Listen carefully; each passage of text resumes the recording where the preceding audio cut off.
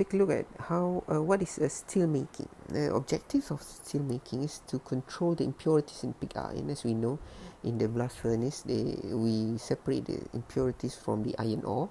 So steel making, we control the impurities. How much we control the percentages of impurities in the iron. Adding alloying elements as needed to produce required properties. As we know before, pure iron is ductile and soft, and also susceptible to acid attacks. So by adding alloying elements such as aluminium, you can improve the properties of steel. And then the next objective of steel making is to lower the carbon content in pig irons. As you know, the carbon content in the steel is referred to as impurities, and also a high percentage of carbon in concrete will increase the hardness but also reduce the ductility of steel. So the steel can be so brittle that it can snap at the breakage point. And so two methods in steel making is the basic oxygen process and electric steel making process. So we can take a look at the basic oxygen process. A basic oxygen process charge consists of molten pig iron, metal scraps, and fluxes is added at the top. A jet of high purity oxygen is shot into the vessel through a water-cooled lens. The heat of the molten pig iron is great enough to start a chemical reaction between oxygen and the carbon and other impurities. So this oxidation produces the heat necessary to melt the charge. The slag and the molten steel are tapped off. So about the same with the method as previously as shown before in producing iron. So basically we want to reheat the steel, reheat the pig iron and added alloying elements. So the method of heating differentiates between these two methods, between the two processes. So next we take a look at electric steel making process as opposed to the basic oxygen process. So high grade steels such as stainless steels, tools, heat resisting and alloy are generally produced in electric furnaces. So this method uses arc radiation and electrical resistance to current flow to produce the needed high temperatures. So instead of using a jet of high purity oxygen, we use an arc radiation or electric. We use arc radiation and electrical resistance so that the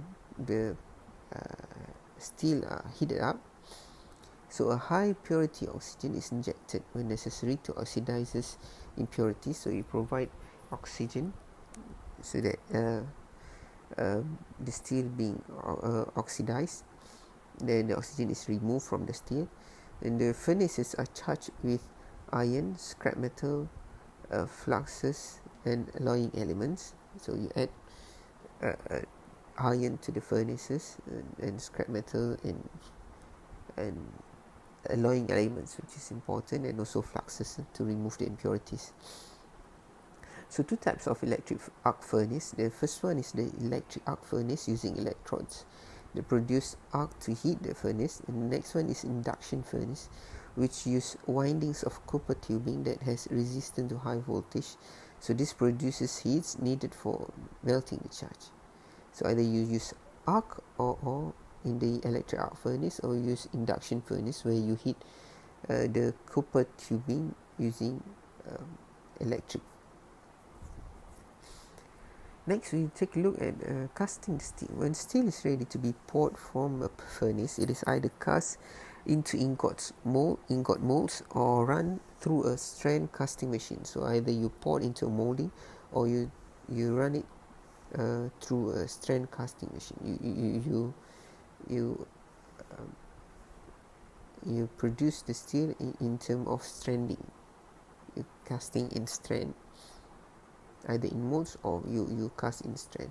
So ingot molds can be several feet in diameter and 6 to 8 feet high. So that is common sizes. So the molds are coated inside to prevent surface damage from steel. After an ingot begins to harden, it is removed from the mold and then taken to a soaking pit where the molten steel inside solidifies. So you reduce temperature and let the steel set and harden. On the second method, which is strand casting, a strand casting machine produces a continuous ribbon of steel that begins to harden as it passes through a series of rollers. Rather than you soak into a soaking pit, you let it cool down along continuously during the casting, and you roll the ribbon of steel until required sizes. When it has hardened, it reaches a horizontal conveyor and is cut to required lengths. So this is example of ingots mold. This is the ingots mold where you pour your molten iron into the ingot molds. Next, we take a look on the steel products. How do we manufacture steel products rather than a pure steel? This is how do we manufacture steel products for structural purposes or other purposes, which is the finished product, and then raw products such as these two method ingot molds or strand casting. So this is where you want to manufacture a wire, I-beam, steel column. So 5 common methods producing a steel product. We have casting, that it casts into mold; rolling, which we roll the steel into a required shape; extruding, we extrude the molten iron into a certain diameter, which is usually for wire; cold drawing and forging. We're going to take a look one by one.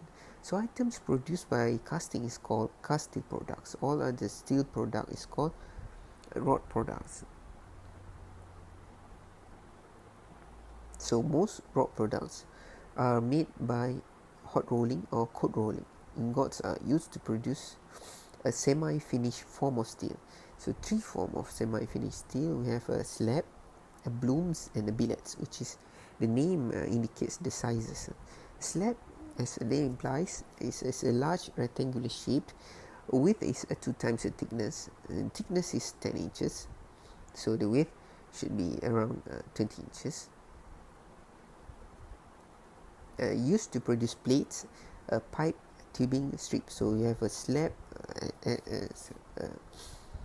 of a required thickness, 10 inches or smaller thickness, such as 6 inches or 3 inches, depend on your thickness of the plate.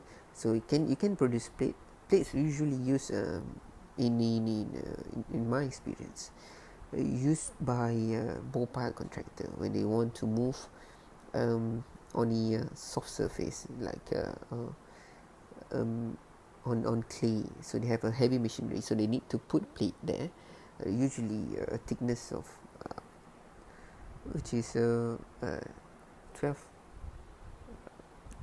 cm, if I'm not mistaken. Half an inches, depends on the thickness. Usually I think it's around 2 inches, like that. 2 inches, 25 mm. I've seen the thinner of 12 mm.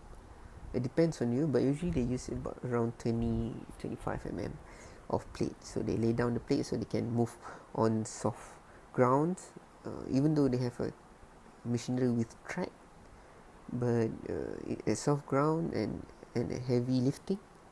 Usually ball piles have lifting and involves with soft grounds, because they are the first one that come into site and do foundation.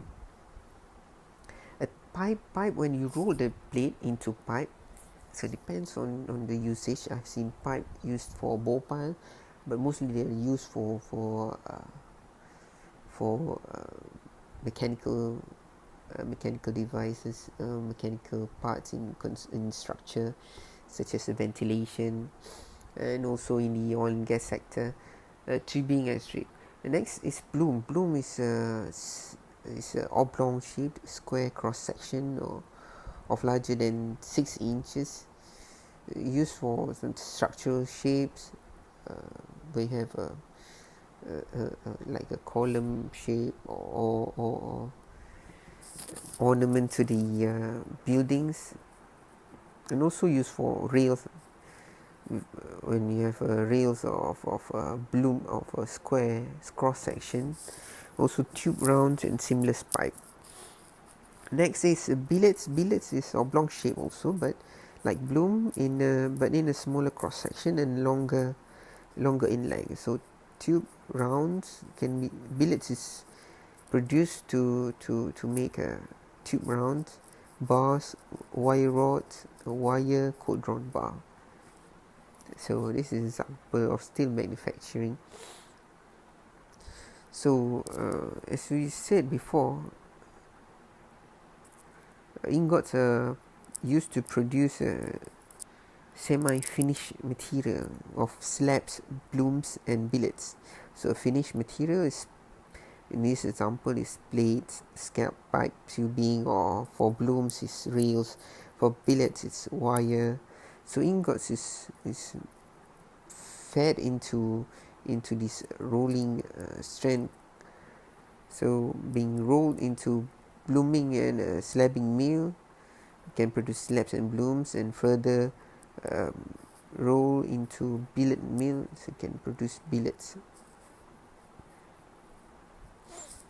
So in overall, we have learned the steel manufacturing products, how steel is manufactured from iron ore into blast furnace, and this being further reduced using oxygen, and then produced in steel making, being used in steel making by using basic oxygen furnace in this example, but we also have electric furnace. So a product of this basic oxygen furnace is a molten steel being carried by ingot teaming, poured into ingot mold, and ingot molds is hardened and can be also used further to produce a final product, or the molten steel can directly be strand casting to produce a semi-finished material of blooms, billets and slabs. But also ingot mold can also be produced as semi-finished by reheating and then remolding into a semi-finished product, and also further produce finished steel products. So as a recap, let's say list 3 materials that can be used as fuel in blast furnace. So there are a lot of material that can be used but in production of iron, a lot of materials can be divided into 3 materials, which is fuel, a flux, and iron ore. So in this question, the question asks what is the 3 materials that can be used as fuel.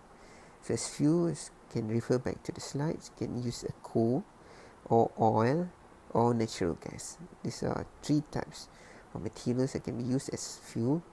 Please don't get confused with flux. Flux is a mineral, and iron ore is a raw material that we want to refine to have pure iron. Next, we want to explain the heat treatment of steel.